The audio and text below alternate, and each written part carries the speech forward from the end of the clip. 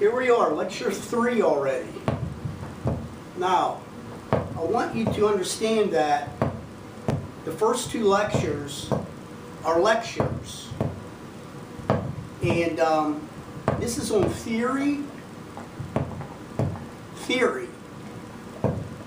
music theory, numbers theory, combined with how you learn things. If you are reading music, for example, I learned how to read music in junior high school. And things that I'm demonstrating on 1, 2, 3, 2, 2, 3, 3, 2, 3, 1, 2, 3, 2, 2, 3, 3, 2, 3. This can all be written out in music measures properly if you are writing and reading music. But this course is designed for people. This is an audio cognitive construct that I'm focusing on. This is for mainly people who are listening to music and not thinking about how you visually see the notes of the music in your head. When you listen and respond to music, most likely you are thinking 1, 2, 3, 4, 2, 2, 3, 4, 3, 2, 3, 4. You feel that beat.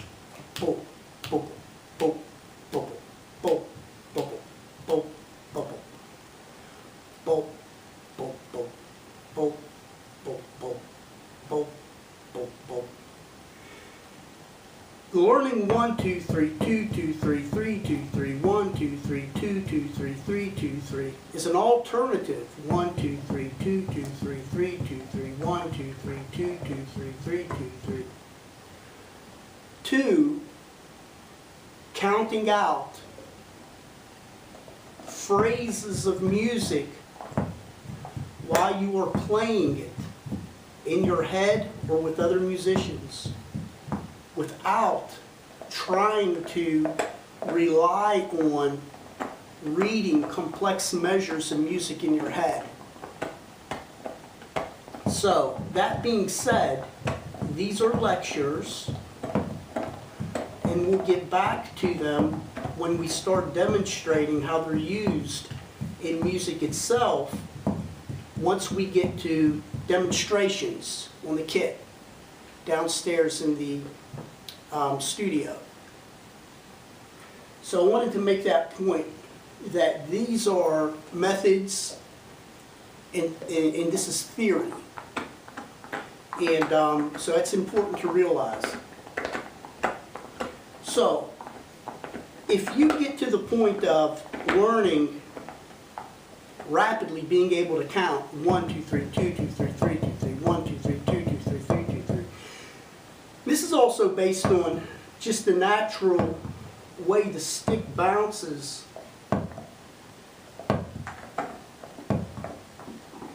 on the head. You get one good one, it's going to respond nicely to 2 following.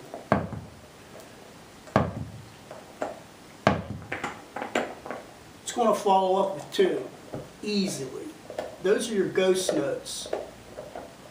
You can control them with your fingers, as previously mentioned, and keep them going on there. See that? Now that's German. Buddy Rich used to control them like that. You'll see a few videos on the internet about how Buddy Rich, when he would get his stick going 100 miles an hour, he would vary back and forth with his 2 top fingers because he played the old jazz style, like this. And Bonham played match grip, like this. So it's very important to learn how to control your fingers there for those ghost notes and accenting. Usually the accent is a batter or percussive hit, and the ghost notes are followed through with finger inflections.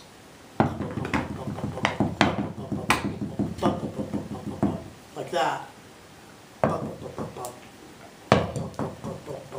like that. Now, I don't play a lot like this, not usually. I could if I focused on it, but for the purpose here, we're going to go match grip.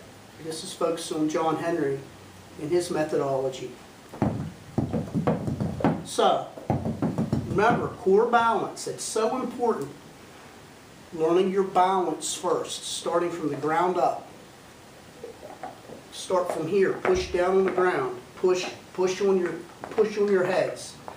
You want to know where they're at, how they're aligned on your kit. You might want to read the White Paper 101, setting up your kit, on the White Papers tab, to make sure that your kit is where it needs to be set up at. That being said, core balance is very important. Focus on it. Start from the ground up and work up from there.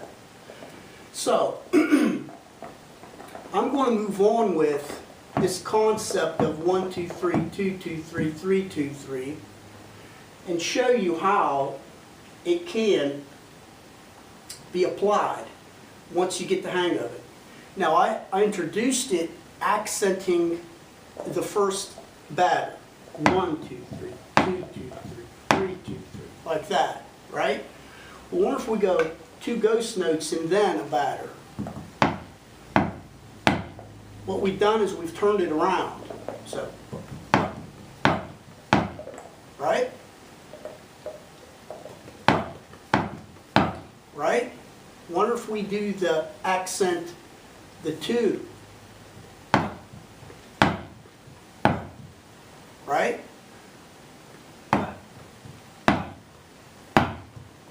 Right? You'll get variations out of it.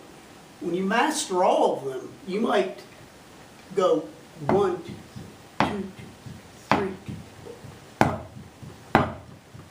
turn it all the way around. So you come in, and you're switching it over on a transition. Learning this way, and it's theory, learning this way though, gives you opportunity to jump on upbeats when the rhythm and the melody jumps up, on inflections. Are you ever listening to Bonham play and you're wondering, where did that note come from? What kind of time is that? Jason Bonham and the total disregard for time. You know, there is time in there, and it does seem as though it's being totally disregarded. But the case is, though, when you map it out, when you look at what he's playing, and you think about rhythm and melody and balance, and playing the ghost notes, playing the notes, we'll get into this later. Balance on leading right bottom or leading top left, which is your snare and your bass. We'll get into that later in the same concept of switching over in what I'm doing here right at the moment. But if you get at understanding and being able to master that, especially on your left side, on the snare side, you'll be able to switch over very gracefully and in time on upbeats and downbeats. And you'll gain greater control of what's going on with your hands and what they're actually attacking on the kit. It's breaking down those chunks of what you might anticipate playing in a 4-bar into just manageable chunks of 3 for cognitive memory and then actual psychomotor learning. So what you want to focus on in this methodology is, first of all, learning the 3 count. 1, 2, 3, 2, 2, 3, 3, 2, 3. 3. And then you're going to want to start focusing on variations of it. And you might just start with the first mirror aspect of 1, 2, 3, 2, 3, like that. Just the backwards mirror of it. And then cut it up in the middle. 1, 2, 3, 2, 3, 2, like that. Master that. And once you master that, you'll be able to chain them together in different ways, depending on the expectations of the music and rhythm and melody. What's coming at you in sound, so to speak.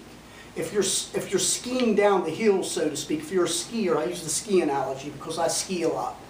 And I look at percussion and playing music as something aggressive, like skiing down a black diamond. And that's why the music itself is not the old Motown standard standout stuff.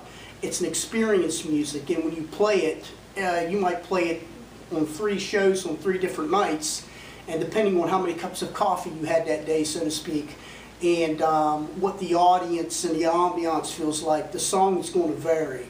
It's not going to be the same exact song every night. Well, it's the same song, but the way it is performed is going to vary.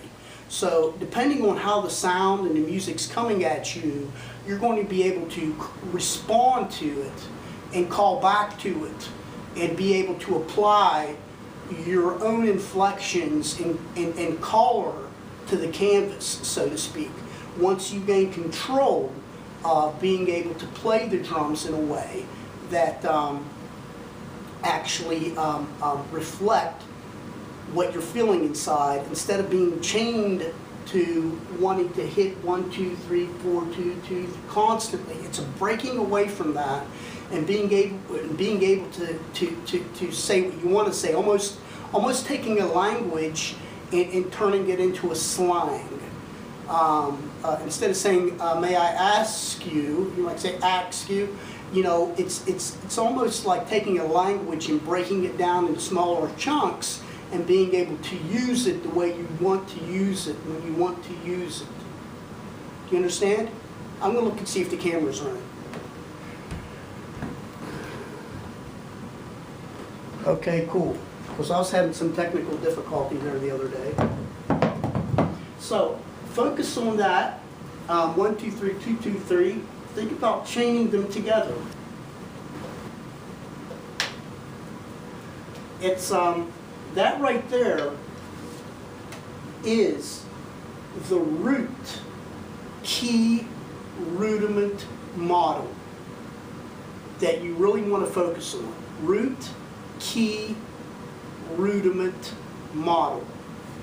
1, 2, 3, 2, 2, 3, 3, 2, 3, 1, 2, 3, 2, 2, 3, 3, 2, 3. See how I turned it around? Cool. Focus on that. Learn that, master it. Now remember, we're doing this from the ground up. 1, 2, 2, 3, 2, 3. Ba, ba, ba, right? We want to do this on all of our appendages. We want to be able to do this all the way around the clock. Forwards and backwards. Do you understand? Forwards and backwards. So practice your overs and unders. Practice your grip, practice your finger inflections, practice your battering, practice your ghost notes. Okay? Good. Then think about chaining different variations of this together to fit to the music. Because what we're talking about is listening to music and responding to it.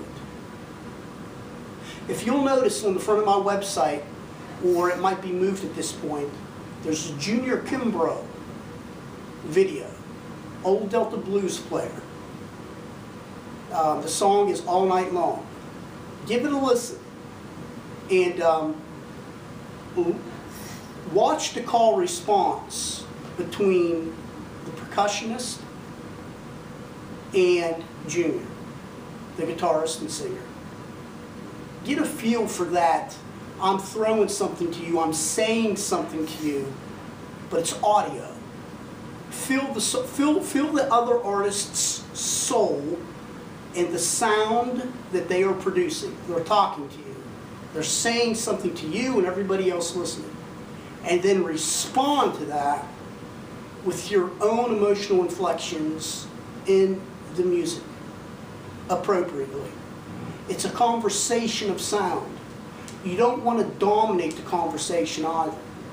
There's a lot of percussionists, guitarists, all sorts of musicians who are untrained in a way that they do play their instrument well, but they simply don't know when to shut up. We'll get into that later.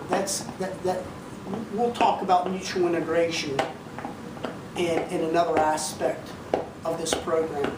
But that being said, listen to that video and watch the call response going back and forth.